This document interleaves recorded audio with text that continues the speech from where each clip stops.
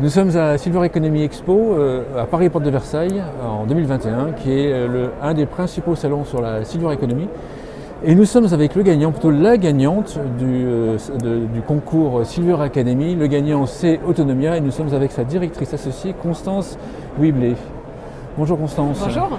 Bonjour. Alors je suis là, on est deux en fait. Moi je représente aujourd'hui Autonomia et je suis avec Damien Cacaré aussi, donc c'est les gagnants. Qui aussi. Félicitations. Merci beaucoup. Que va apporter le premier prix à Autonomia?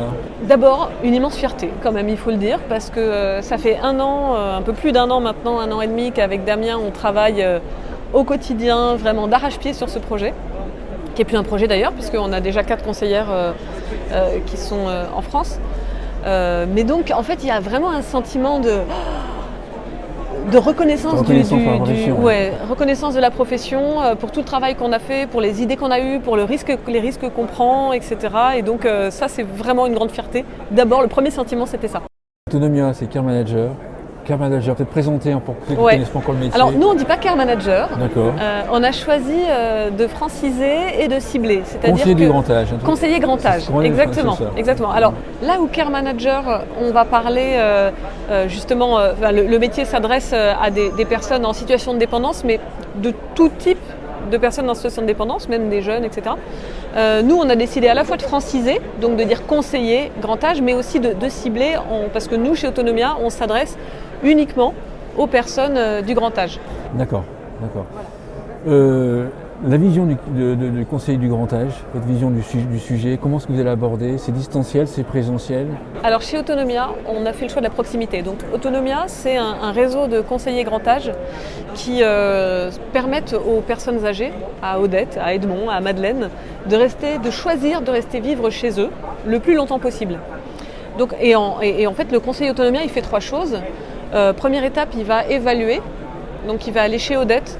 Et il va aller avec Odette et avec plein d'outils qu'il a, et peut-être qu'on y reviendra parce que c'est un sujet important, avec plein d'outils qu'il a, il va aller comprendre le projet de vie d'Odette.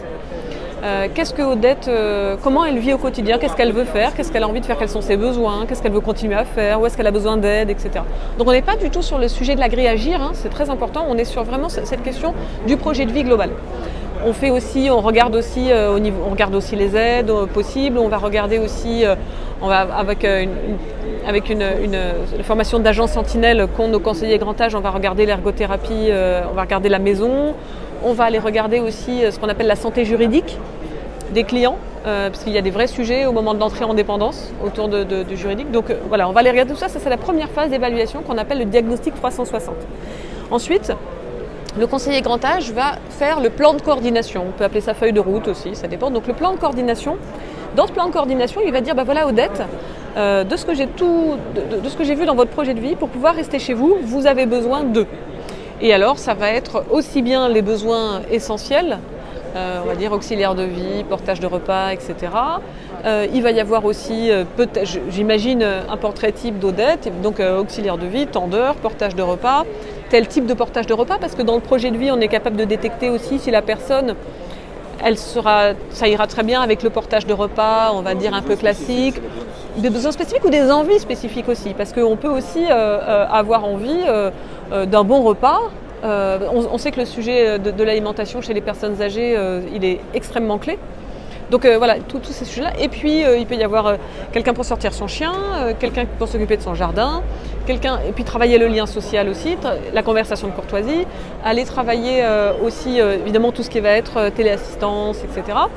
Voilà, il y a énormément de choses pour que le projet de vie d'Odette puisse prendre vie au quotidien. Donc ça c'est la deuxième étape. Et puis la troisième étape, le conseiller grand âge va mettre en place et coordonner au quotidien tous ces acteurs-là.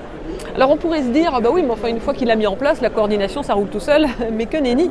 Quand vous avez 10 services, quand vous avez 10 acteurs qui gravitent autour d'Odette, le nombre d'irritants, d'aléas, de petits problèmes qu'il faut gérer concernant le planning, concernant par exemple peut-être un niveau de qualité à changer, une modification sur son repas. Odette, elle part une semaine chez sa fille, eh bien il faut suspendre le portage de repas, il faut organiser peut-être... Et puis il y a ce qu'on appelle les petits tracas du quotidien. Odette casse ses lunettes, on ne va pas la laisser une semaine sans lunettes le temps que ses enfants arrivent la semaine prochaine. Voilà. Donc la coordination, contrairement à ce qu'on peut imaginer, c'est un vrai travail quotidien et c'est le gros du travail du conseiller au grand âge qui ne peut pas le faire, selon nous, on ne peut pas le faire tant qu'on n'a pas fait ce travail amont de diagnostic. Comment va se faire le développement du réseau? C'est des réseaux avec des agences ou ça va être des... Alors on a des cabinets, les conseillers indépendants grand âge sont des salariés d'Autonomia et sont installés dans des cabinets en ville. Donc il faut imaginer un cabinet, on n'est pas du tout sur une agence, sur une vitrine, etc. C'est vraiment un cabinet. D'ailleurs, les conseillers Autonomia, pour l'instant, c'est que des femmes, sont installés dans les regroupements de cabinets de professionnels médicaux ou paramédicaux. Donc on a des conseillers Autonomia qui sont avec orthophonistes, psychologues, infirmières, podologues, médecins, etc. Donc ce sont, vous savez, ces cabinets partagés de libéraux. Donc on est installés dans ces cabinets-là, en ville. C'est important, hein, vous l'avez dit au début, nous on a choisi, on a fait vraiment le pari de la proximité. On pense que pour les personnes âgées auxquelles on s'adresse, c'est très important de savoir que son conseiller grand âge, non seulement c'est quelqu'un de la ville, du pays, de la région, du département, et que c'est aussi quelqu'un qui va faire travailler un réseau qui sont, pour nous le partenaire idéal, c'est le partenaire d'en bas de la maison. C'est celui que la personne âgée va dire « Ah ben oui, mais je le connais ». Voilà, je le connais. Ça, pour nous, c'est vraiment le Graal, c'est très important pour la relation de confiance, etc.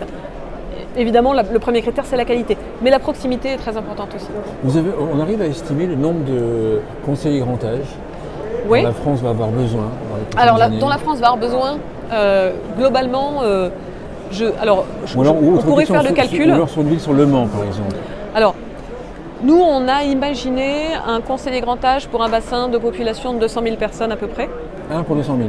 À peu près, c'est personne, hein, pas personne âgée. Oui, j'entends. Sinon, il aurait du boulot. Hein. C'est un peu compliqué. Voilà, donc on a estimé ça aujourd'hui, mais j'avoue qu'on est un peu boule de cristal. En tout cas, étant donné les chiffres sur le vieillissement, c'est une certitude que c'est un besoin qui va être vraiment croissant. Et étant donné, nous, ça fait 2 mois que nos conseillères sont sur le terrain, on a déjà 10 clients récurrents, c'est beaucoup. Une conclusion à l'émission? Une conclusion d'abord, quand même on parle du prix, donc un immense merci à tous ceux qui nous ont fait confiance, à tous ceux qui ont voté pour nous aussi dans la première phase. Donc ça c'est très important.